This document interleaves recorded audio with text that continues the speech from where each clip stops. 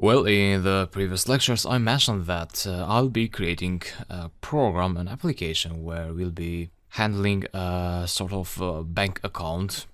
So that will have a balance, and then we'll be applying some operations such as withdraw money from this bank account object and deposit money as well. And we'll be storing the value, so the balance, in a simple text file. So that's not one of the 10 programs we're building in the course. This is just to get you familiar with classes and to explain them a little bit more. So I'll do some housekeeping here. So let me create a folder here and put all these existing files in this folder. So we have the previous files in here, and I'll create a new folder now. Let's call this account, and in this folder I'll have my Python script. So let's call it like this.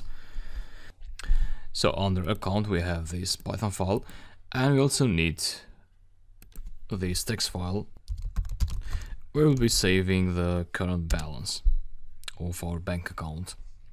So this will be a trivial application, because in real life you don't want to save the bank account information, the balance, in a text file. In real life you do want to save that in a real database, such as PostgreSQL, for instance. But for the sake of practicing object-oriented programming, we will just save the balance value in this file. So this is our storage. And also, for the sake of simplicity, we'll be working only on one single account. So our program will be able to process one account object. Because if you have multiple accounts, then the solution could be different from this. So you'd probably have to think about having a table, and maybe a database would be necessary here. So let's think about our personal account. You could use this program for your personal notes, so you may want to keep track of your balance, and you can use this Python program. And now, the object here is the bank account.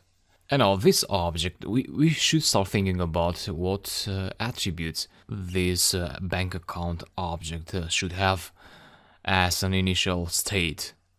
So we talked about this minimal object. And a bank account would have, of course, an initial balance. So let's start to create this account object and call it account. You can call it whatever you want, but I'll call it account. So init is the first function we want to define, and we pass self in there. And yeah, let's keep it like that for a moment. And we said our bank account object will have a balance attribute. And in our case, we have this balance.txt, and let's create an initial value there. And now, to create an object instance, we need to grab this value and pass it to our init function, so that we construct this minimal object. And because we have a file, what we need to do is we need to read this number from this file, and naturally what you'd want to pass here is some parameter like file path. So this is how I'm going to call that. And now, if you remember, in the bookstore application, in the backend script, here we also pass a parameter to the init function, and then we created a connection object out of this database file. In this particular case, what we want to create is an integer, so a number out of this file, out of this file path. So you could do something like with open, so we're doing file handling with the with method, with open file path, and this is a text file, so we need to go with R mode, which means read. So we're opening the file path, this file in read mode as a file. So this is just a temporary variable that exists in this with statement. And then we need to read from this file. So something like file.read. Yeah, that's it. This will read the file, but you're not storing that anywhere. So what you want to do is say self and balance equals to file.read. So what that will do, it will save the value inside the text file in this instance variable. So this is an instance variable. That is how it's called. Actually, this is the instance variable and this is the object. So the account object. Good, and this is almost good. And we also need to add the integer function there, because this will be read as a string by default, so we need to convert that value to an integer. And yeah, that should work, and that should construct the object for us, the account object, with a balance attached to it. And before going and creating the like a withdraw method here and then a deposit method, I'll prefer to call an instance of this class first. So I'll do that here. Let's say store that in the account variable. So this will be the object that will be created out of this blueprint, the account blueprint. And there you need to pass this argument, the argument for this parameter, which is balance.txt. Great. And for self, Python will automatically pass the account object instance. Good. Now this will create an object instance, and let me print out that object here. So we see some output in action. Python, and that's inside the account folder, and acc.py. We got an error, no such file or directory for balance.txt.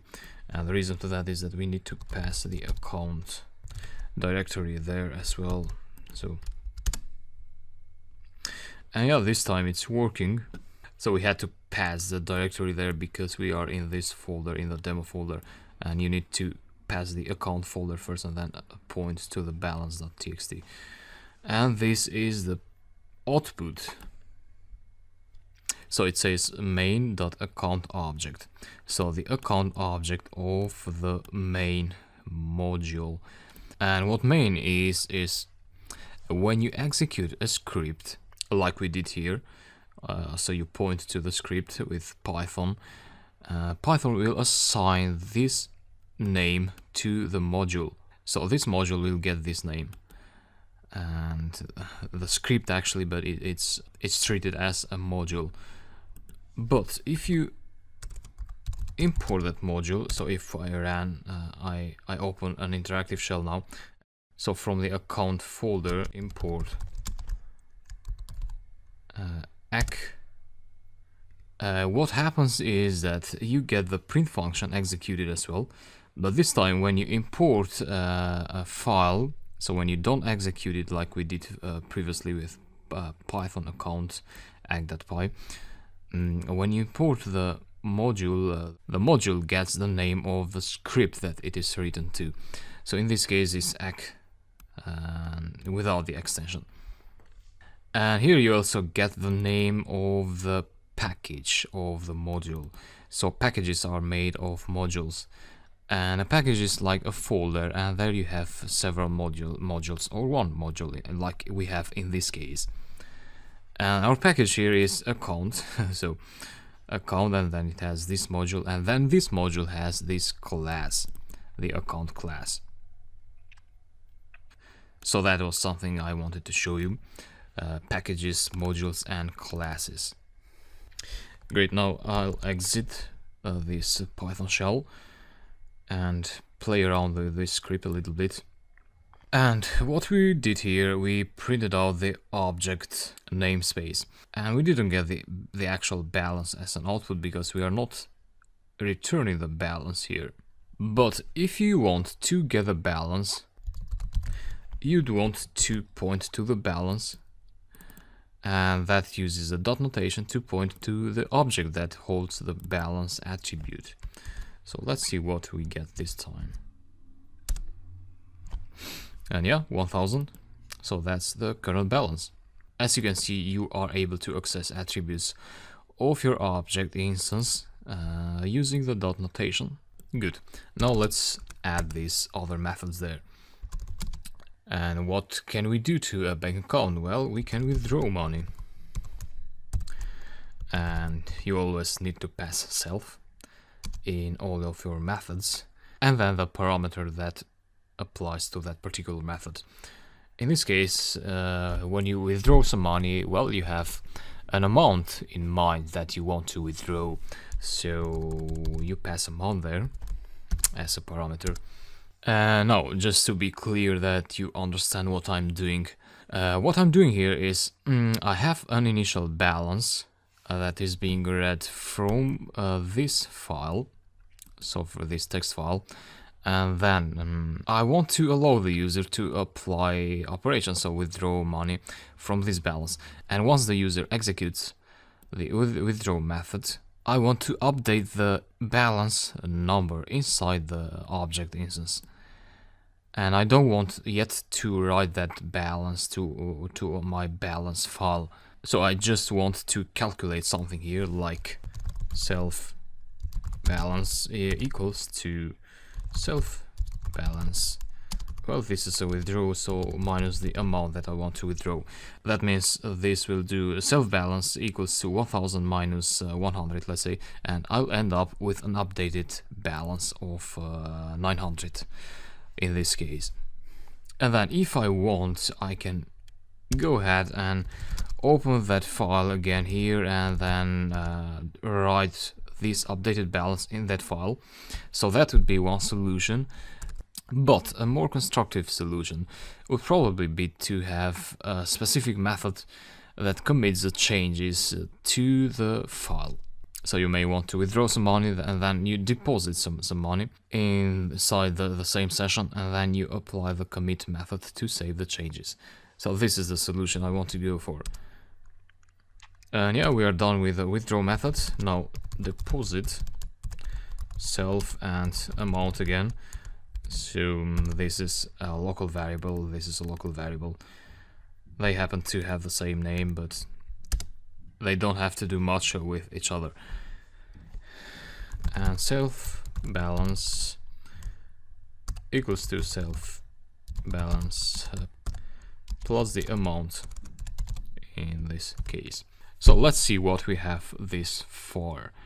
And I'll keep this instance object here that is being generated. So we are instantiating an object instance, in other words, and print out the current balance.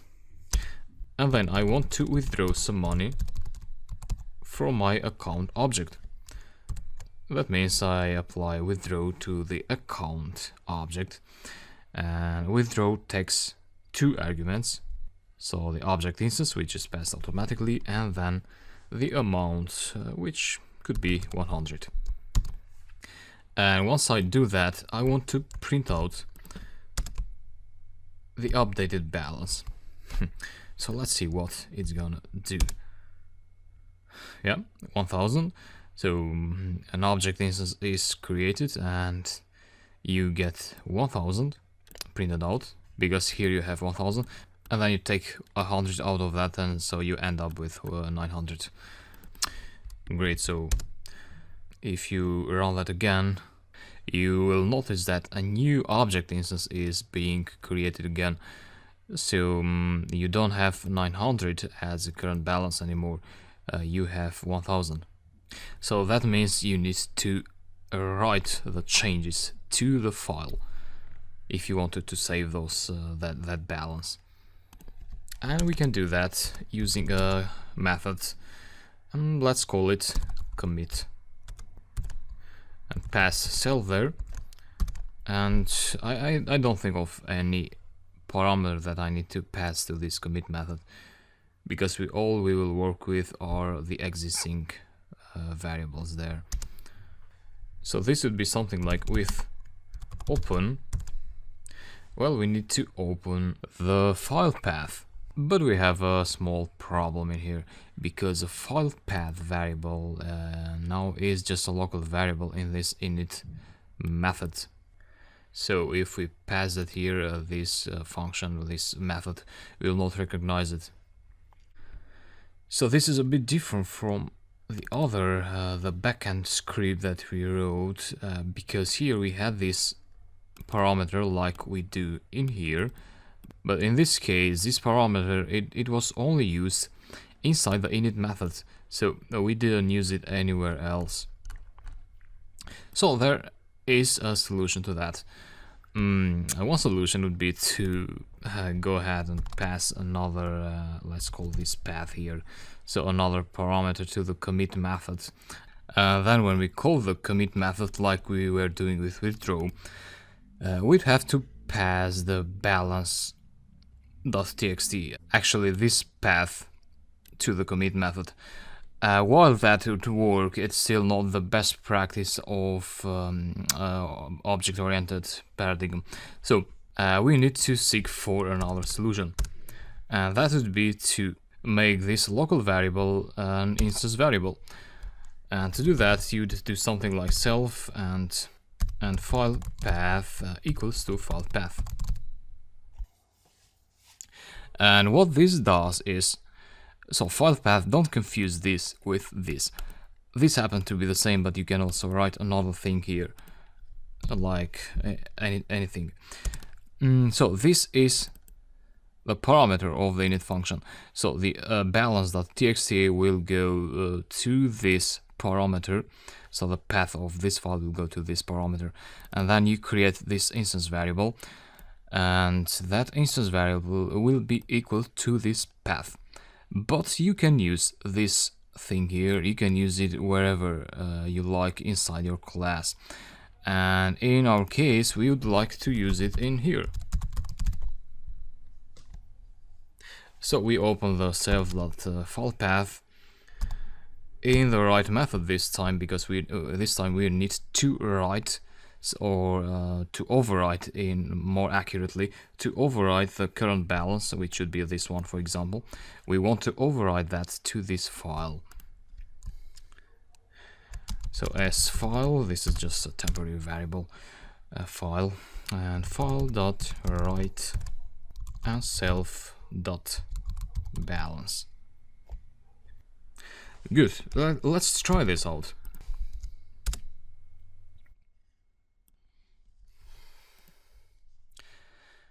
And we didn't get any update in the file here, because I forgot to actually call the commit method. And so once we withdraw money, let's print that out in the console, and then account.commit, without passing any argument explicitly, because implicitly we are passing the object instance. Good. Let's see what we get this time.